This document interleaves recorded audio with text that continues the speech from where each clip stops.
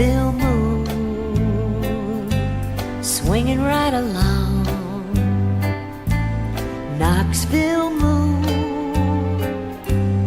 like a Berlin song.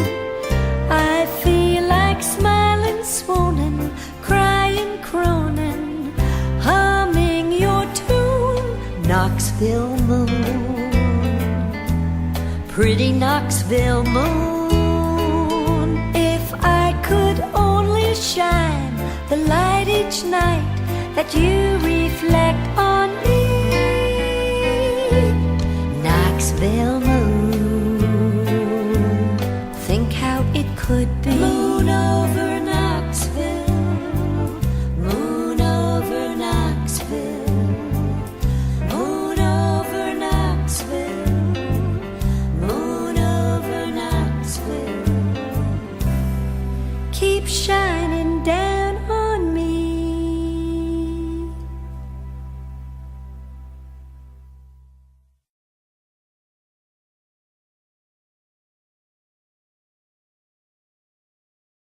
Good evening, ladies and gentlemen. Thank you for joining us once again at the Chatty Cafe. We are here this evening with Dr. Vivian Shipe, and she is here to talk about a very important subject and legislation, which, if enacted, will touch each and every community from sea to shining sea. Vivian, thank you very, very much for joining us. We appreciate it. Thank you so much for having me. Yes, sir. There has been a movement of late to criminalize mental disabilities, and why don't you explain what your perspective on this? I know you're spearheading movements within Knoxville to prevent it, so why don't you tell us about it? Well, one of the things that we have is that there's a misunderstanding about mental illness. Number one, it's always the elephant in the room. No one wants to talk about it. And it's the only disease that tells you you're not sick. We have heart disease, diabetes. Well, this is a disease of the mind. And what happens when a person is mentally ill, there's no place for them to go. So say they're hallucinating or they're hearing voices, and the police pick them up. They get arrested. They're taken to jail, booked, get charges, fines. They hold them in jail, some of them almost 9 months. They come back out on the street after they've had some medicine or not had any medicine. They're out for a little while, they're picked up again. So it's a vicious revolving door, over and over, picked up, arrested, fined. Some of them have fines right now over $4,000 and $5,000. Which they will, of course, have to go to jail for eventually if they don't pay that, yes. Now, what states have actually started enacting these laws? I know they haven't come into focus right this second in Knoxville as of yet. What we're trying to look at is a way to, the safety center is what we're looking at. And the safety center is simply an alternative for jail for the mentally ill. And they're doing it right now. The longest one that I know of is in San Antonio. And what they've done is they've created what they call a restoration center. The people are not arrested. They have a special team that goes throughout the city that picks them up, takes them to a restoration center where they're stabilized or they get medication. Once they're stabilized, they either get housing. Those that need further hospitalization get hospitalization. Those that are stabilized that are even able to get housing and jobs, they help them. So that instead of going through the revolving door of jail, they go through the door of hope, and their lives go to the next level. And they've been doing that in San Antonio for 14 years, and it saves their city $10 million a year. So we do have communities. Oh yes, We do have communities that are indeed creating alternative action to deal with mental illness. Now there's a movement really to criminalize everything. This is something that terrifies me personally, especially with a secondary movement to privatize prisons. Yes, and I understand that they've even done research where they start looking at the kids in the 3rd and 4th grade, because there's some ways statistically they can tell how many prisons they're going to need 20, 30 years down the road. The Children's Defense Fund is working on a project that's called From the Cradle to Prison for children raised in certain high-risk neighborhoods. They just feel like they're on track to end up in prison. And many of these children could be mentally ill, not getting what they need at an early age. And I agree with that, because what I'm seeing also, the safety center that we're advocating would not only help the adults, because sometimes schizophrenia and other diseases do not manifest themselves until they're in their late 20s. Sure. But what is happening is these young people that may have these issues when they're young, you know, it's showing up in school as ADHD, or it's showing up as trouble, a trouble kid, and then they have a revolving door too, in and out of juvenile, where if we could just get them the help that they need through a safety center, they would benefit, and and how much more successful would they have in life if we catch them before they're 18? Because once you're 18, you can't help it. The law says, unless you threaten me or threaten yourself, I cannot help you, and that's crazy. That's one of the problems unique to Tennessee, because in Tennessee, the family is often the one that knows best the problems that a mentally ill person has, but a family cannot put a person into treatment against their will if they're Yes. over 18. Now, some states like Florida have a law that a family can place a person for treatment for up to 4 days without that person's consent, and that 4 days gives you a chance to convince that person that with treatment they could be better. Yes. That's one thing before, not to interrupt you, but you know, when they deinstitutionalized in the 80s, you know, they may have been looking at it as economic for the country, but I don't think they look long range as what happened to those people 20 and 30 years down the road, that they would be the homeless in the street. 25% of the people in Knoxville right now are homeless, and it's because of mental illness that's in that jail right now. No, I understand. I live over in a KCDC building, and half of our project is divided up into senior citizens, and the other half is for young and disabled people. Now, 20 years ago, disabled meant you came back from Afghanistan and you were injured. Disabled today means mentally unstable. So there is a whole building full of people who are unstable, that have nowhere to go. They're being taken off the street, almost in a feral state, where they don't know how to coexist, they don't know how to socialize, they don't know how to talk. They're already suffering from mental illness, a very poor standard of education, and it just seems that we are burdening and burdening and burdening at least one segment of our society, financially, socially, with Give them this. a chance. Now, can I ask, I know you're going to be a visionary. Yes, sir. Could you tell me what your vision of both the long and the short-term repercussions are of criminalizing mental disabilities? Well, you're creating a group of people that they don't have a chance. You know, because like you said, after so long, so many charges, they're going to be put in jail because they're not paying the fines of the charges. We already have this NIMBY state, which is not in my backyard. But if we could just turn that, and we can see where we can use a safety center. Long range, I see a vision of the safety center being a place not only in Knoxville, we can be the lead, the starship, if you want to call it, for the rest of the country, and that we set this system up where we give them, but we don't have to all house them in one place.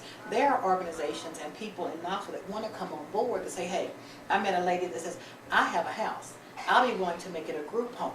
And see, one of the problems that happens with the mentally ill is that some of them are at a level where they can't take the medication. We don't need to just stack them over here and say, okay, we'll just leave them over there. There should be housing for those that have nurses, case managers. That's the problem. They have no support system. So down the road, we got a safety center where they come out of the center. They go into all these different housing or institutions or doctors, whatever they need. There's medicine. There's case management. You know, I've been calling for everybody to come to the table when we have that safety center meeting, because there is, a safety center task force that approved the funding. Funding was approved last year, but they never came back together. So I'm saying when we do have that meeting, and we are an age of digital technology, Yes. let's call the meeting, and let's just not call Knoxville.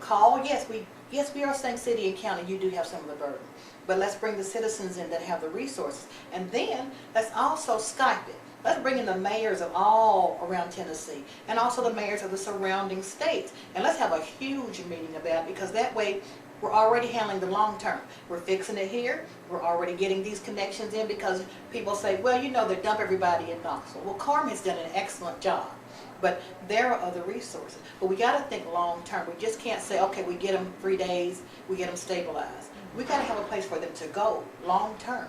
You and stabilize them and return them to the street. That's not helping. the solution. No. Actually, I think one of the problems is the corporatizing of our government. Our government has been running nonprofit for so long that now it is truly nonprofit, just to put it kindly. So not only are they looking for ways to reduce the cost of government, but they're trying to find ways to increase the profit level on government. And it's still nonprofit. If you've got a $30 trillion debt, no matter what you do, you're going to be nonprofit. It's just you'll be losing less money. And with corporations taking over prisons, we are finding the possibility of it growing into workplace camps, if not out-and-out concentration camps. But what we don't want to do is, there's one segment that does not have to end up there, and that is that we act now.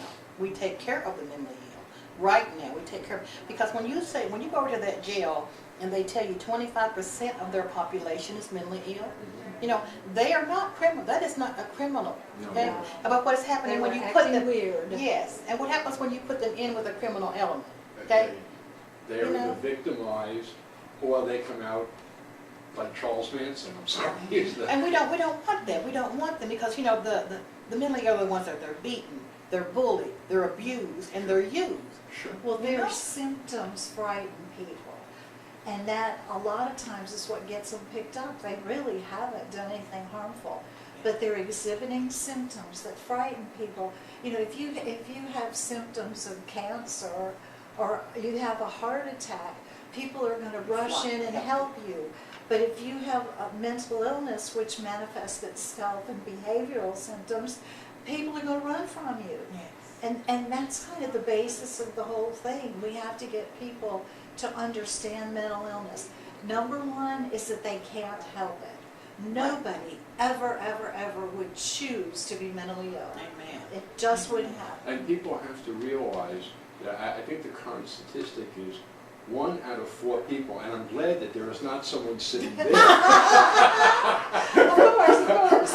right this Now, moment. you know, they're not here already. Is going to be affected by a mental illness at Yes. one point or another in their life. And I think we have to also look at what we're defining as mental illness also, because they all, you know, they want to stigmatize it and say it's just schizophrenia or bipolar. But what about the soldier that comes home from the, you know, he's fought the PTSD. war? What about the woman who's going through the birth of a baby or the loss of a husband, or the people that have lost a job? And then it affects them mentally. If they cannot get a hold to it, then that's a level of mental illness also. So they want to be, you know, they're also the ones that might be on the bridge or just wanting to Just depression. Yes. Depression. And Yes. then you have borderline personality disorders. I mean, there are a lot of mental illnesses, but we're lucky we live in a time when there's such good treatment Yes. for them. If people could just access the treatment and know how much better they would feel if they avail themselves of that treatment. Yes. So that's the important thing. That's why when they chose that 4-hour time in Florida, that if you take a person in crisis and you treat them for 4 days and they see how much better they feel, then most likely they'll cooperate and sign themselves into treatment. Yes. They've had a lot of luck with that. And I think as far as changing our laws, that's one of the things we need to do, is give families the Yes, power you've gotta give to them sign family members into treatment. Now I understand everybody has their right. You have the right. We live in we live in the greatest country in the world. And yes, you have your rights, but at some point I've got to be able to help you because you don't know you're ill. I've got to. Right. You know, we went from one extreme, let's just deinstitutionalize, let's just take it from that extreme, but we went to the other extreme. Now no one's getting it. We can't help them. And we should not have to wait until there's a mass shooting at a school or a mall or a suicide because we're not able to help. You know, at some point we have got to step in, and I think that the Florida Act might be something we need to advocate here. Well, it's going to take all of it. You know, I think the safety center does have to be step one. It's got to Because be. It's gotta people have to have a place to go when they're in crisis. be. Yes. And it doesn't need to be jail. They haven't committed a crime. So, you know, that's step one. But eventually you move to legislation. There has got to be appropriate legislation so that these people are cared for. If people who had heart attacks were treated the way the mentally ill were, no one would be able to live with themselves. No. We're just pretending it's not there. We're putting our blinders Oh, we on. gotta take them on. Well, whatever happens is going to have to start with a grassroots community movement in Yes. every community. Yes. So we have to find a way to, of course, to alert every community, which is one of the things I'm hoping to do with our Chatty Cafe Yes, sir. on many subjects. But why don't you tell our viewers what organization that they can contact if they are interested? Yes. If you would, you can contact I Am the Voice of the Voiceless. That is a nonprofit organization. We focus on a lot of vulnerable populations. Right now, our main issue is getting that safety center going. So you can contact us at P.O. Box 1973 in Knoxville, Tennessee, 37901. You can go to voiceofthevoiceless@gmail.com or call us at 865-617-8353.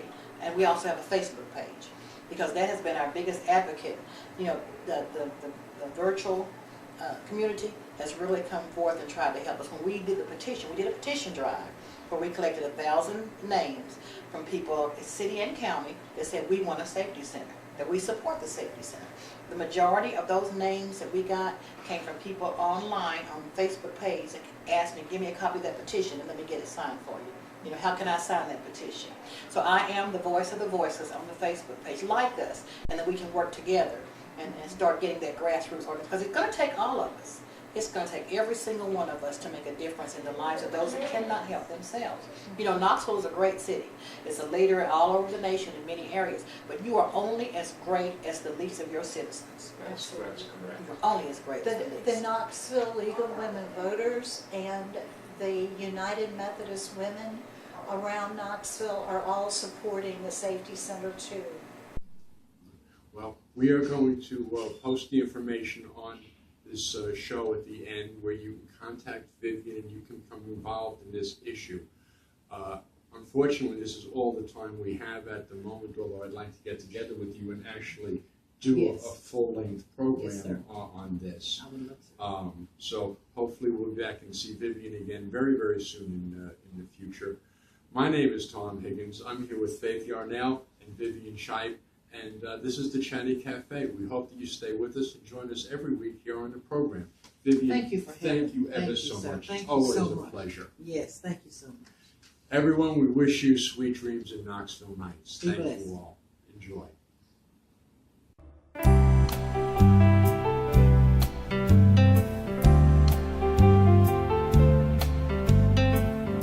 Moon over Knoxville, moon over Knoxville, Knoxville moon, shining in the sky. Knoxville moon, you're the reason why I'd like to fly to Mars and visit stars and buy a dream or two and sip the vintage wine of old moonshine and sail away with you, Knoxville moon. You are always there, Knoxville moon. We are quite a pair. I look into the skies, into your eyes when I am on my own. You're looking back at me, and I can see that I'm not alone. Knoxville moon, swinging right along. Knoxville moon, like a Berlin song. I feel like smiling, swooning, crying, crooning, humming your tune, Knoxville moon, pretty Knoxville moon. If I could only shine the light each night that you reflect on me, Knoxville moon, think how it could be.